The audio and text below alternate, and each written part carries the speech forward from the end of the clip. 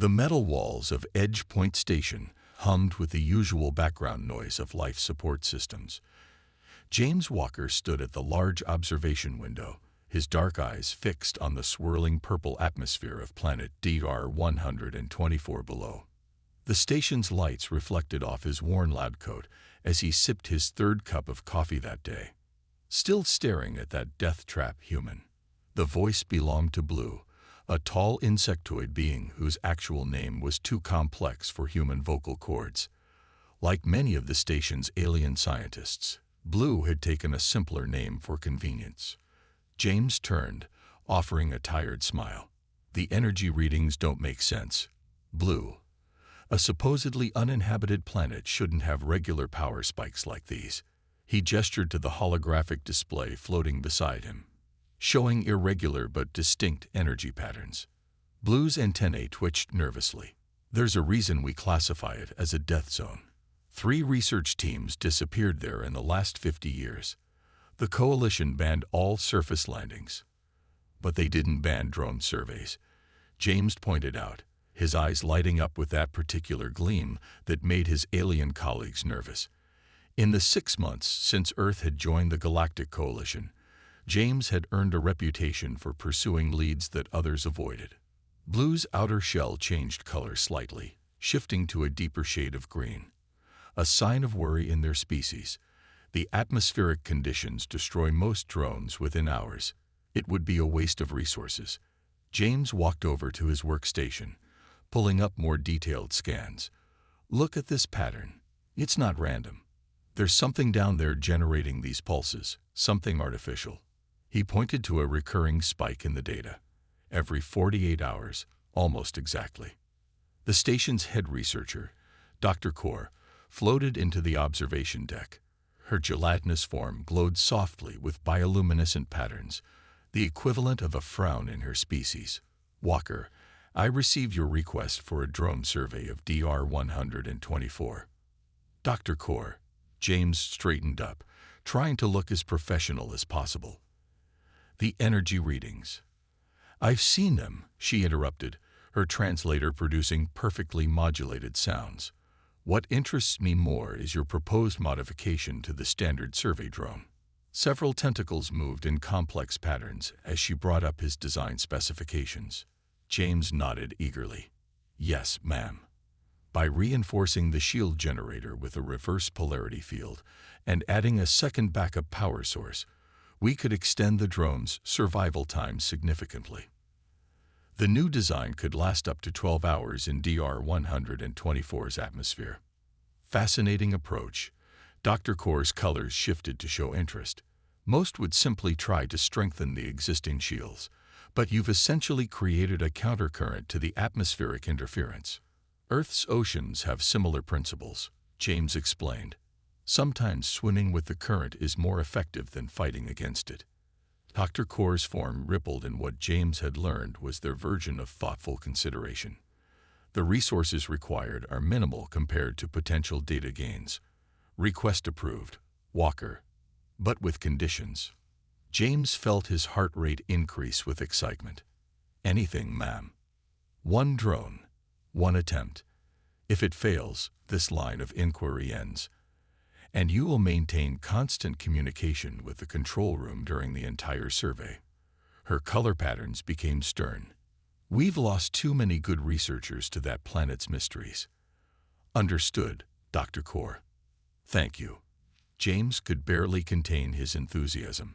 As Dr. Kaur floated away, Blue moved closer to James. You realize the whole station thinks you're crazy, right? James laughed, already pulling up the drone modification blueprints on his terminal. They thought humans were crazy when we first joined the coalition. Now look, we're valued members of the scientific community. There's a difference between brave and reckless, Blue noted, but their antennae had relaxed slightly. When do you want to begin the modifications? Right now, James said, already heading toward the engineering bay. The next energy spike is due in 20 hours. If we work fast, we can have the drone ready by then. As James walked through the station's corridors, his mind raced with possibilities. Something on that planet was creating those energy patterns, something that had survived when nothing else could. And tomorrow, he might be the first person to discover what it was. He had no way of knowing that this simple drone survey would lead to a discovery that would change the galaxy's understanding of its most feared species and challenge everything they thought they knew about predator and prey. The control room of Edge Point Station buzzed with nervous energy as James Walker guided the modified drone through DR-124's purple atmosphere. Several alien scientists watched the feeds with a mixture of curiosity and concern. Blue stood beside James, antennae twitching at every data spike.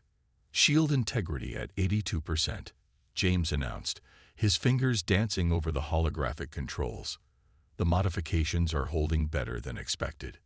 Dr. Core's gelatinous form pulsed with cautious approval. Direct the drone toward the latest energy signature. We have approximately 10 hours before the atmospheric conditions overwhelm the shields. The drone's cameras showed a landscape that seemed designed by nightmares. Sharp rock formations jutted from the ground like teeth, while purple lightning crackled between them. The ground itself was black, seeming to absorb what little light reached the surface. There, James pointed to a reading on one of the floating screens. The energy spike is coming from that valley ahead. As the drone descended into the valley, the cameras caught movement. Something large and dark shifted among the rocks. The entire control room fell silent. Magnification at maximum, James whispered, leaning forward. The drone's cameras focused on the movement, and what they revealed made several scientists back away from their stations. A massive creature lay partially hidden among the rocks. Its body was covered in what looked like living shadows, constantly shifting and moving across its form. But what caught James's attention wasn't its fearsome appearance. It was the way it was trapped, pinned beneath a fallen rock formation. By the stars, Blue's voice trembled. That's a shadow hunter. We need to recall the drone immediately. Wait. James held up his hand. Look at its position. It's trapped, and he studied the readings. Injured. The energy spikes we detected. They're distress signals. Dr. Core's colors shifted rapidly. Walker, you don't understand. Shadow hunters are the most lethal predators known to the Coalition. They hunt intelligent beings for sport. No one has ever survived a close encounter with one. But James wasn't listening. He was too busy studying the creature's movements. Despite its fearsome reputation, he could see signs of pain in its behavior. The shadow hunter was trying to free itself, but each movement only seemed to cause more injury. I'm taking the emergency shuttle, James announced suddenly. The control room erupted in chaos. Blue's entire body turned pale green with shock. Have you lost your mind? That's suicide. The shuttle has the same shield modifications as the drone, James argued, already heading for the door. The creature is injured and trapped. As a xenobiologist, I took an oath to help all living beings. Dr. Core floated quickly to block his path. This is beyond reckless. Walker, I cannot authorize this mission. James stood his ground. With respect, Dr. Core, Earth's participation in the Coalition came with certain agreements. One of them was the right of human researchers to pursue scientific opportunities at their own risk, as long as it doesn't endanger others. The room fell silent. Dr. Core's form rippled with frustration. He was right about the agreement. I'll take full responsibility, James continued, his voice softer. But I can't just watch a sentient being suffer when I might be able to help. After what felt like an eternity, Dr. Core's colors shifted to resignation. You have 2 hours. The moment your shuttle's shields drop below 40%, you return, regardless of the situation. Understood. James nodded gratefully. Understood, Doctor. As he prepared the shuttle, Blue helped him load medical supplies, their antennae still twitching with worry. The human tendency to help dangerous creatures is going to get your species killed one day. James smiled as he checked his equipment one last time. Or maybe it'll help us make incredible discoveries. Sometimes the most dangerous things just need someone to give them a chance. The shuttle bay doors opened, revealing the swirling purple atmosphere of DR 124 below. As James guided the small craft toward the surface, he knew he was either about to make first peaceful contact with the galaxy's most feared predator, or make a terrible mistake that he wouldn't live to regret. Either way, he was about to change everything. James's shuttle landed 50 meters from the trapped shadow hunter. Through the reinforced windows, he could see the creature's head turned toward him, its eyes glowing like twin purple stars in the darkness. The shadow hunter's body, nearly 4 meters long, rippled with living shadows that seemed to absorb the light around it. "Shuttle shields at 85%. He reported back to the station. "I'm going out." "Walker," Dr. Core's voice crackled through his helmet. "Remember that no known species has ever successfully communicated with a shadow hunter."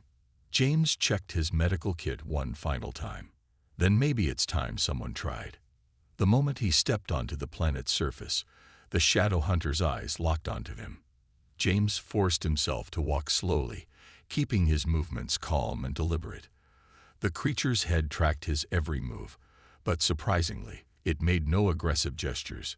"I'm here to help," James said softly, knowing the creature couldn't understand his words, but hoping his tone would convey his intentions. He held up his medical scanner, moving it slowly across his own body first, a universal gesture he'd learned for showing medical tools to unknown species. The shadow hunter's shadows rippled more intensely, but it remained still. As James got closer, he could see why. A massive rock formation had collapsed, pinning one of the creature's limbs. Dark fluid, presumably blood, stained the ground beneath it. "That looks painful," James muttered.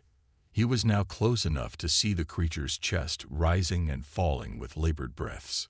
Its skin, where visible beneath the shifting shadows, showed signs of severe injury. Slowly, James reached into his kit and pulled out a universal painkiller patch, one of the few medical innovations that worked on almost all known species. He held it up, letting the shadow hunter see it clearly. To his amazement, the creature extended its free front limb toward him. The movement was careful, deliberate, almost like offering permission. "You understand, don't you?" James whispered. "You're a lot smarter than anyone gives you credit for." He applied the patch to the creature's exposed skin. Within moments, he saw its breathing ease slightly. The shadow hunter's eyes, still fixed on him, seemed to lose some of their intensity. "Now for the hard part," James said, examining the fallen rocks. "I brought some lifting equipment, but I'll need your cooperation." Over the next hour, James worked to free the trapped limb. The shadow hunter remained surprisingly still, only moving when James gestured for it to shift position. Each time their eyes met, James felt less like he was dealing with a mindless predator, and more like he was working with an intelligent being. "Walker," Blue's worried voice came through his comm. "Your shield levels are dropping to 60%. You need to return soon." But James had almost finished. With one final effort, he activated the lifting device. The rocks shifted, and the shadow hunter pulled its injured limb free. James immediately began treating the wound, applying regenerative gel and protective bandages. The creature watched him work, its shadows now moving in slower, almost peaceful patterns.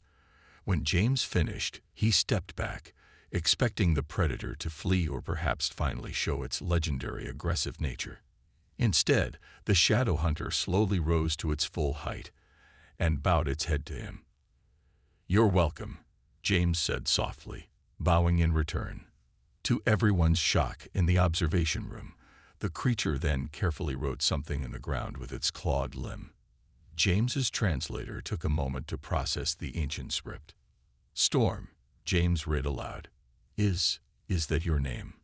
The shadow hunter, Storm, nodded once. James smiled behind his helmet. "I'm James. It's nice to meet you, Storm." A warning alarm beeped in his helmet. "Shield at 45%. Immediate evacuation required." James gestured to his shuttle, then back to Storm, trying to convey his need to leave. The creature nodded again, but made a marking in the ground before James left. Coordinates. I'll come back, James promised, understanding the message. Tomorrow. Same time. As his shuttle lifted off, James watched Storm disappear into the shadows of the valley. In just 2 hours, he had done what the galaxy thought impossible. He had made first peaceful contact with a shadow hunter. And somehow, he knew this was just the beginning. The next few days turned Edge Point Station upside down. Despite protests from most of the alien staff, James made daily trips to visit Storm. Each visit revealed something new about the mysterious shadow hunters, shattering centuries of assumptions about the species. You're telling me they have their own written language? Dr. Core hovered near James's workstation, her form rippling with disbelief as she studied his notes. The holographic display showed various symbols Storm had taught him. Not just a language, James explained, excitement clear in his voice. They have an entire code of honor. Storm's been teaching me about their culture. He pulled up more images. See these markings? They're not just random patterns. They're family lineages, hunting grounds, and historical records. Blue, who had gradually moved from terrified to cautiously curious, studied the symbols. But why do they hunt other species? If they're so advanced, why attack civilian ships? James's expression turned serious. That's the thing. They don't. At least, they didn't always. He brought up a new set of data on his screen. Storm showed me something troubling yesterday. The display showed genetic sequences, carefully recorded from samples Storm had willingly provided. Their species is dying, James said quietly. Some kind of genetic degradation is affecting their entire population. It's driving them to seek out other species not for sport, but for survival. Explain, Dr. Core demanded, her colors shifting to show intense interest. Their bodies need certain genetic markers to maintain stability. James pointed at specific sequences. Without them, the shadows that make up part of their being start to break down. They've been hunting other species trying to find compatible genetic material to save themselves. The room fell silent as the implications sank in. Decades of viewing shadow hunters as mindless killers suddenly shifted to something far more complex, a desperate species fighting for survival. Later that day, James sat in his shuttle across from Storm, using a holographic display to communicate. The shadow hunter's shadows moved more calmly now, showing comfort in James's presence. Your people fear us, Storm wrote in the ancient script that James's translator now easily decoded. They don't understand you, James replied, both in words and using the simple sign language they'd developed. But that can change. Let me help your species. Storm's eyes dimmed slightly. A sign of sadness, James had learned. Many have tried. The genetic corruption spreads faster each generation. Some of my kind have lost themselves to madness, becoming the monsters your people fear. But you haven't, James pointed out. You're different. You still maintain control. Storm's shadows rippled in what James now recognized as their version of a laugh. I am old even by my species standards. The younger ones, they struggle more. The hunger drives them to hunt, to seek any possibility of survival. James leaned forward, an idea forming. Storm, human genetics are different from any other species in the coalition. We adapt quickly, integrate new genetic material more easily. Maybe. Before he could finish, his shuttle sensors blared a warning. Storm's head snapped up, shadows suddenly alert and moving rapidly. More of your kind? James asked, though he already knew the answer from Storm's reaction. A hunting pack, Storm confirmed through their basic signs. Young, desperate, they sensed my weakness when I was trapped, and have been tracking me. The shadow hunter's eyes locked onto James. You must leave. Now. They are not like me. They cannot control their hunger. I won't abandon you, James protested. Let me help explain to them. No. Storm's message was emphatic. They are too far gone. Return to your station. Prepare your defenses. The ancient symbols appeared quickly in the dirt. They will come for you all. James wanted to argue, but years of xenobiology training told him to trust Storm's judgment of their own kind. He rushed back to his shuttle, mind racing with plans. As he lifted off, he saw 3 dark shapes emerging from the shadows of the valley. Storm stood tall, shadows expanding to make their forms seem larger, placing themselves between the hunting pack and James's departing shuttle. James keyed his comm. "Dr. Core, we have an emergency. Sound the station alert. We're about to have company." The purple atmosphere swirled around his shuttle as he raced back to the station, knowing that the next few hours would determine not just his fate, but possibly the future of 2 species. The real test of his friendship with Storm was about to begin. Edge Point Station's emergency lights bathed the corridors in red as James raced to the command center. Dr. Core and Blue were already there, along with other senior staff, watching the external cameras with growing horror. 3 shadow hunters approaching from the planet's surface. Blue reported, antennae rigid with fear. They're moving faster than anything that size should be able to move. "Station shields at maximum," Dr. Core announced, her form pulsing with urgent colors. "But we've never tested them against a determined shadow hunter attack." James studied the sensor readings. "They're young ones, desperate and hungry. Storm warned me they're too far gone to reason with." He pointed to one of the screens. "Look at their shadow patterns. They're completely chaotic. Nothing like Storm's controlled movements." The station shuddered as the first shadow hunter slammed against the outer shields. Through the observation window, James could see their writhing forms, twice as large as Storm, but moving with frenzied, uncontrolled aggression. "Shield integrity at 82% and dropping," a technician called out. "We need to evacuate," Blue insisted. "The emergency ships. They'll tear the ships apart before we reach safe distance." James interrupted. "We have to stand our ground." Another impact rocked the station. "Shields at 75%. James's comm unit suddenly crackled to life with a familiar pattern.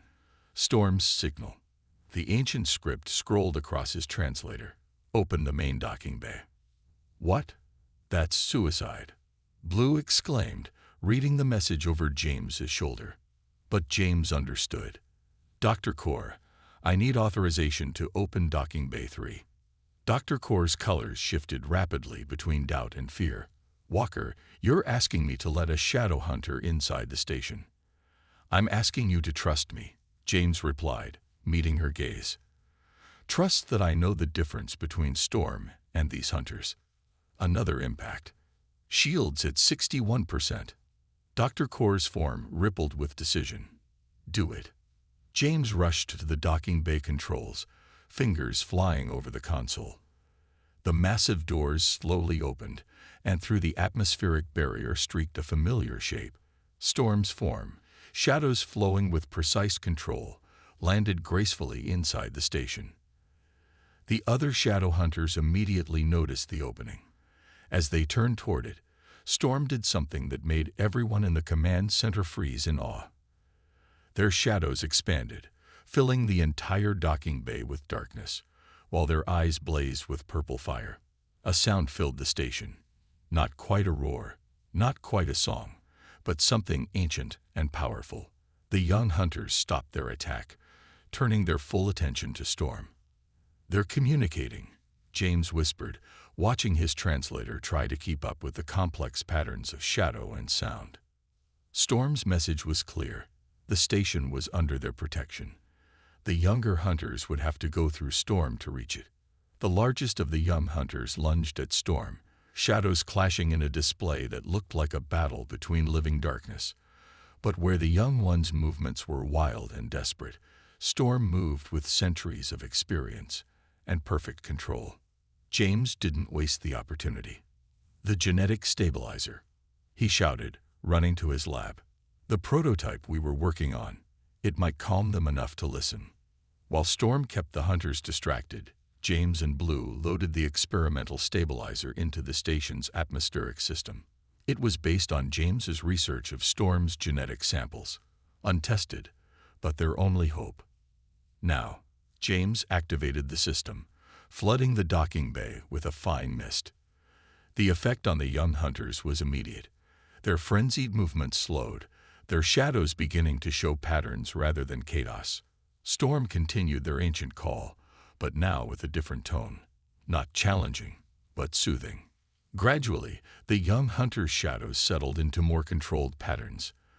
Their eyes, previously blazing with hunger, dimmed to a calmer purple glow.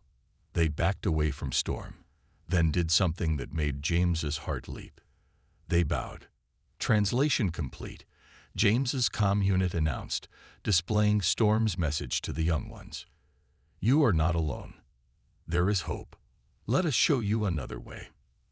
The command center erupted in shocked whispers as they watched Storm guide the young hunters to a safe landing area. For the first time in recorded history, shadow hunters stood peacefully in a coalition facility. James caught Storm's eye through the observation window and smiled.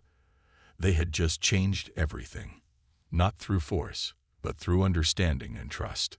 But as Storm's next message scrolled across his translator, James knew their work was far from over. Now we must convince both our peoples that change is possible. James sat in his lab, surrounded by holographic displays showing complex genetic sequences. Storm stood nearby, their shadows moving in gentle patterns as they watched James work. The three young shadow hunters, now calm and controlled thanks to the prototype stabilizer, rested in a modified cargo bay that had been converted into temporary quarters. Look at this, James said, highlighting a sequence in the DNA display. Human genes have something unique, an ability to adapt and stabilize foreign genetic material. That's why the prototype worked, even if only temporarily. Storm's message appeared on the translator. Our ancestors spoke of a time when our shadows were stable, when we lived in peace with other species. But that knowledge was lost generations ago. Dr. Kaur floated into the lab, her colors showing excitement. Walker, the Coalition Council has agreed to an emergency meeting. They want to see your findings. The holographic meeting room filled with representatives from dozens of species. Many visibly recoiled when Storm appeared beside James, but none could deny the unprecedented nature of what they were witnessing.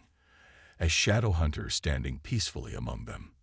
Members of the council, James began, what we've discovered changes everything we thought we knew about shadow hunters. He displayed the genetic data.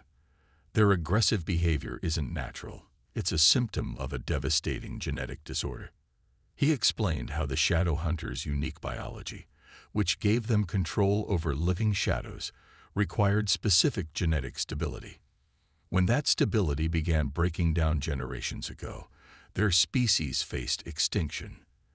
Their attacks on others weren't acts of mindless aggression, but desperate attempts to find compatible genetic material to survive. The prototype stabilizer we created, James continued, proves that a cure is possible. Human DNA contains unique properties that could help restore their genetic stability permanently. A council member spoke up, their translator conveying skepticism. You're asking us to trust the most feared predators in known space, to give them access to human genetic research. Storm stepped forward, their shadows forming ancient symbols that the translators now understood. We offer knowledge in return. Our species has explored parts of space unknown to the Coalition. We have technologies and discoveries we can share, but more importantly, we offer peace. The young hunters in the cargo bay had proven Storm's words. Under the stabilizer's influence, they displayed the same intelligence and control as Storm, even helping repair the damage they'd caused to the station. Think about what this means, James urged the council. A species we've feared for generations could become allies. We can end centuries of conflict not through weapons, but through healing. The council chambers erupted in discussion. Hours passed as arguments were made on both sides. Finally, the head counselor spoke. We will allow a controlled trial of the cure, under strict supervision. Edge Point Station will become a joint research facility, with appropriate security measures. James felt relief flood through him, but he knew the hard part was still ahead. The council's next words confirmed it. However, you must also convince the Shadow Hunter leadership to accept this help. Many of them may be too far gone to trust any outsider. Storm's message appeared on everyone's screens. I will speak to my people. Some will listen. Those who don't, their shadows rippled with determination. Those who don't, we must help even if they don't want it, for the sake of both our peoples. Later, in James's lab, Storm shared something they hadn't told the council. There is a gathering place, they wrote, where the eldest of our kind meet, those who still maintain control. They will listen, but reaching them will be dangerous. James nodded, already understanding. Let me guess. It's in a place the Coalition considers impossible to reach. Storm's shadows moved in what James now recognized as amusement. The place your people call the Void. We must go there. James looked at the star charts, at the massive empty region of space that had swallowed countless exploration missions. He should have been terrified, but instead he felt a familiar excitement. When do we leave? He asked. Storm's eyes glowed with approval. First light tomorrow. And James, the symbols appeared slowly, deliberately. Thank you for giving my people hope. As James prepared for their journey, he realized that every impossible thing he'd done so far had just been preparation for what was coming next. The real challenge, saving an entire species, was just beginning. The Void lived up to its name. James's research vessel, heavily modified with Storm's technology, pushed through space that seemed to absorb light itself. No Coalition ship had ever returned from these coordinates, but Storm moved through it with confident grace. The darkness here. Storm's message appeared on James's screen. It resonates with our shadows. This is where our species was born. As if responding to Storm's words, the void ahead parted like a curtain, revealing something that made James's breath catch. A massive structure floated in space, its surface rippling with living shadows. Hundreds of shadow hunters moved around it, their forms more controlled and dignified than any James had seen before. The ancestral ground, Storm explained, where the oldest of our kind maintain our history. The ship docked under Storm's guidance. James checked his environmental suit, modified with shadow-resistant materials. Ready? Storm's shadows wrapped protectively around James as they entered the structure. The eldest shadow hunters, their forms nearly twice Storm's size, gathered around them. Their shadows moved in ancient patterns that James's translator struggled to decode. I bring hope, Storm announced in their ancient language, now familiar to James. And I bring the one who helped us find it. James stepped forward, activating a holographic display of his research. Your genetic degradation can be stopped, he explained, the translator converting his words. Human DNA contains adaptive properties that can stabilize your shadow essence. We've already successfully treated several younger hunters. The eldest ones moved closer, their shadows touching the genetic displays, reading the data in ways James couldn't comprehend. One of them, larger than the others, approached James directly. I am First Shadow. The elder's message appeared. The last who remembers when we lived in peace with other species. We have waited centuries for this moment. Over the next hours, James presented his findings. He showed them videos from Edge Point Station, young hunters playing with their shadows again, free from the maddening hunger that had driven their species to violence. The evidence was undeniable. But the biggest surprise came when First Shadow revealed their own secret. We have something for you as well, James Walker. The elder led them to a vast chamber filled with ancient technology. Knowledge we gathered from regions of space no other species has reached. A fair exchange for saving our people. The Coalition scientific team that had accompanied them, after much debate, began documenting discoveries that would advance space travel by centuries. It was exactly as Storm had promised, knowledge in exchange for healing. 3 months later, James stood in the observation deck of the newly expanded Edge Point Station.